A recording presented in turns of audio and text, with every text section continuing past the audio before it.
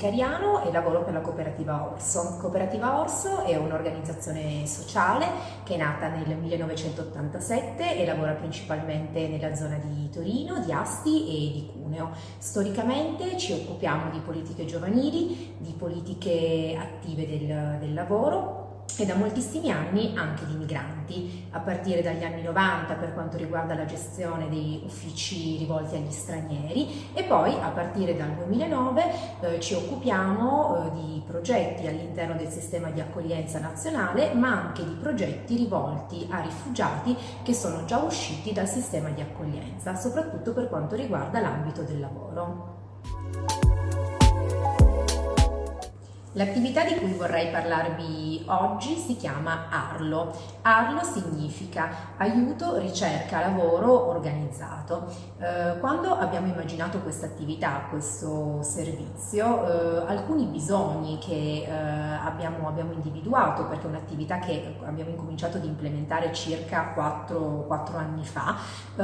sono stati in primo luogo un po' la differenza dei migranti che sono arrivati in Italia negli ultimi anni rispetto a quelle delle ondate migratorie precedenti. In particolare i migranti arrivati in Italia a partire dal 2009 hanno per lo più hanno fatto richiesta di asilo e pertanto si sono poi ritrovati ad essere, smistati sul territorio senza poter accedere a quelle che potevano essere delle catene migratorie, delle relazioni e dei legami che in qualche modo potevano già essere presenti a livello, familiare o amicale. In questo senso abbiamo rilevato quello che a livello europeo viene identificato come refugee gap e quindi la necessità di un tempo più lungo per un inserimento, non soltanto sociale ma ovviamente anche lavorativo. Pertanto ARLO, il servizio ARLO, si è costruito intorno a questo bisogno, al bisogno di sostenere le persone nella loro ricerca attiva del lavoro, avendo difficoltà a volte appunto a fare riferimento a quelle che potrebbero già essere le loro reti sociali. Noi ci siamo immaginati che questa attività di ricerca del lavoro, un po' per le caratteristiche dei nostri destinatari, un po' per la precarietà del mercato del lavoro attuale, sia un qualcosa che si possa e che debba essere continuativa anche nel tempo e quindi pensare che ci sia un luogo in cui le persone possono in modo libero tornare quando lo ritengono opportuno, a seconda della loro situazione professionale, e anche un luogo in cui si apprendono delle abilità, perché fare ricerca attiva del lavoro attraverso computer vuol dire imparare ad utilizzare un computer, imparare ad inviare delle mail formali per la ricerca del lavoro, imparare ad allegare il proprio curriculum. Quindi ci sono tutta una serie di competenze che vengono incrementate e che vengono aumentate, e in più è un luogo in cui le persone in certi momenti della loro vita possono anche essere rimotivate, perché è un'attività di gruppo e quindi ad avere uno spazio in cui poter sì cercare lavoro ma anche condividere con gli altri, non solo operatori ma altri ricercatori di lavoro, in qualche modo può sostenere le persone in momenti particolarmente faticosi. Dal punto di vista del progetto sono emersi sicuramente alcuni bisogni, sicuramente quello per alcune persone di migliorare le loro competenze nella lingua italiana, per altre persone quelle di avere maggiori opportunità di potersi formare in determinati settori e in modo più trasversale quasi per tutti abbiamo comunque intravisto il bisogno di essere in qualche modo sostenuti nella ricerca attiva del lavoro, sostenuti non solo dal punto di vista di trasferimenti di competenze informatiche, ma anche e soprattutto motivazionali. E ultimo, ma forse primo per importanza,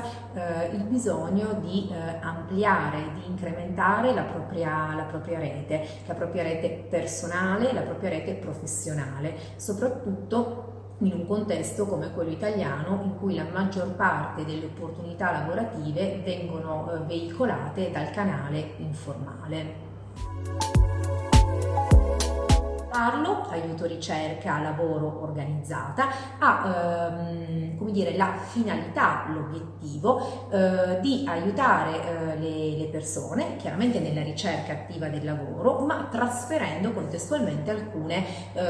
competenze informatiche, linguistiche, ma anche dello stare insieme ad altre persone in determinati contesti, e è un servizio, un'attività molto individualizzata, nel senso che nel tempo si è cercato di mantenere un rapporto tra operatore e destinatario di 1 a 2, quindi un operatore, 2 destinatari, in modo tale che veramente le persone si possano portare a casa dall'attività che stanno svolgendo quello di cui hanno realmente bisogno, con l'obiettivo di far sì che le azioni svolte dall'operatore a mano siano sempre meno e che quelle invece svolte dai destinatari siano sempre un numero maggiore. Arlo attualmente si svolge 2 volte alla settimana, una in modalità online, e questo a partire da marzo 2020, quindi dal lockdown che è avvenuto in Italia, e successivamente abbiamo ripreso anche la modalità in presenza. La modalità online ovviamente è più frequentata da persone che hanno più competenze informatiche, ma allo stesso tempo è anche più frequentata da persone che prima avevano più difficoltà a conciliare il fatto di venire in presenza. Pensiamo per esempio alle donne con bambini, o a persone che abitano più lontano dal luogo fisico in cui si svolge Arlo, mentre quello classico in presenza normalmente è più frequentato da persone che appunto hanno ancora poche competenze digitali e che magari hanno ancora qualche difficoltà in più con la lingua.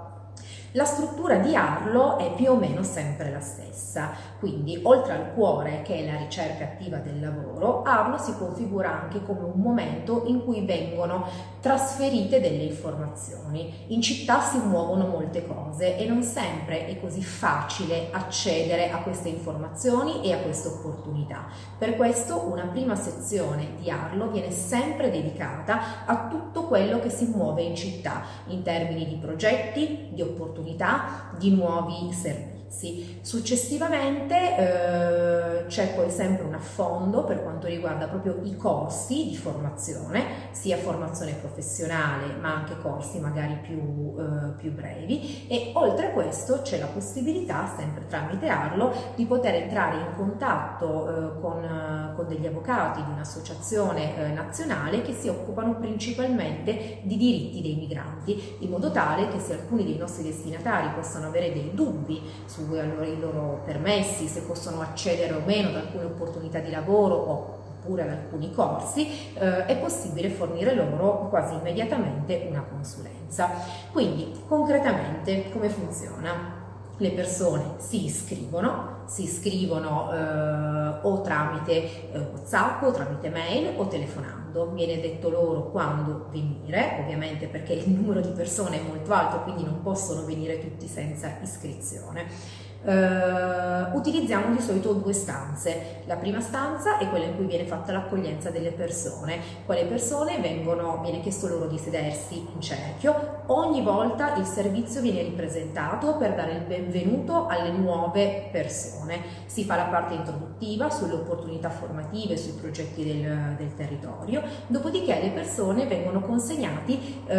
fisicamente degli annunci di lavoro, una rassegna stampa di annunci che noi abbiamo fatto. Invitiamo le persone a leggere gli annunci, a sottolineare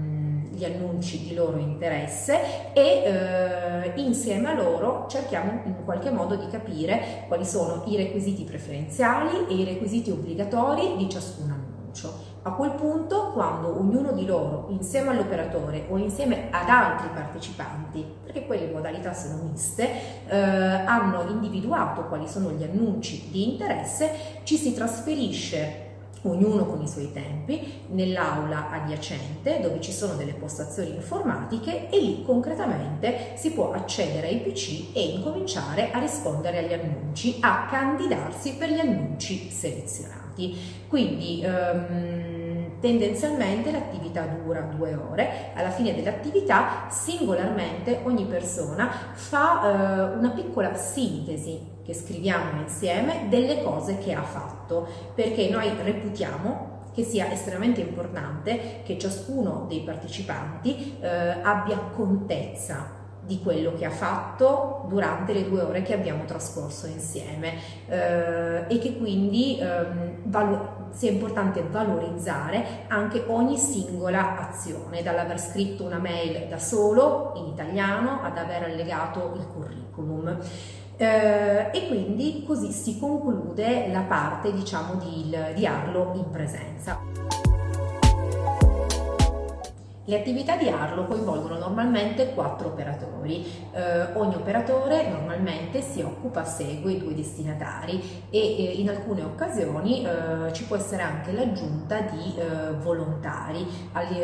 che sono il frutto di una collaborazione con l'Università di Torino. Le persone, gli operatori di Arlo sono tutte persone che hanno un'esperienza nell'ambito del lavoro con i migranti, ma anche nell'ambito delle politiche attive del lavoro, anche se ciascuno di loro ha un background, diciamo, di professionale e di formazione molto vario. Personalmente credo che questo tipo di attività possa essere anche sperimentata e realizzata in altri contesti, ma credo che ci siano 2 elementi di cui tenere principalmente conto. Il primo è il fatto che comunque nella realizzazione di questa attività ci deve essere indubbiamente un tempo sufficientemente lungo per far sì che possa essere configurata più come un servizio che come un progetto, proprio in linea con il fatto che le persone possano entrare e uscire in un periodo, come dire, di vita anche piuttosto lungo. E il secondo elemento è sicuramente legato al fatto che in qualche misura bisogna essere sicuri di aver esplicitato bene gli obiettivi dell'attività. Arlo non è un'attività che trova il lavoro alle persone, ma è uno spazio, un'occasione in cui le persone possono gradualmente e progressivamente migliorare la loro capacità di trovare un lavoro. Sicuramente ci sono alcuni, come dire, consigli pratici che posso darvi per chi volesse provare a sperimentare un'azione, un'attività di questo tipo. Allora, reputo in primo luogo che il setting, il luogo in cui si realizza l'attività sia importantissimo, quindi un luogo accogliente, ma anche un luogo in cui ci sia la disponibilità di almeno 2 stanze per poter dividere le parti del servizio, quindi l'accoglienza e la lettura degli annunci e poi la parte diciamo più di informatica e quindi di utilizzo dei computer. E poi sicuramente un consiglio legato